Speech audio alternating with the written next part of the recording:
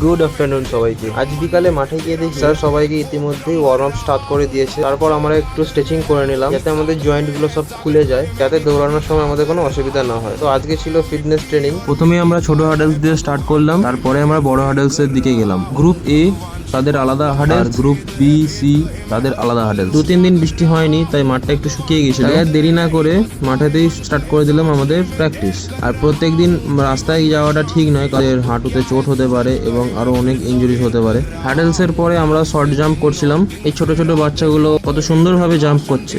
তারপরেই করে নিলাম আমরা একটু চিলিং প্র্যাকটিস, কারণ আগেই বলেছি সামনে টি এর মাঠ আছে ও অগ্নিবীরে যারা পাস করেছিল তাদেরও মাঠ আছে। আর সামনে এইচএস এক্সাম, তো আমার সকল ভাই বোনেদেরকে আমি বলবো যে তারা যেন ভালোভাবে এক্সামটা দেয়, কোনো রকম গাফিলতি না করে, কারণ আজকে তোমরা গাফিলতি করলে ভবিষ্যতে তোমাদেরই ক্ষতি। তো অনেক অনেক শুভেচ্ছা রইলো তাদের জন্য। ভিডিওটা বেশি লম্বা করবো না, দেখা হচ্ছে নেক্সট ভিডিওতে। পার্ট 2 দেখার জন্য ফলো করুন।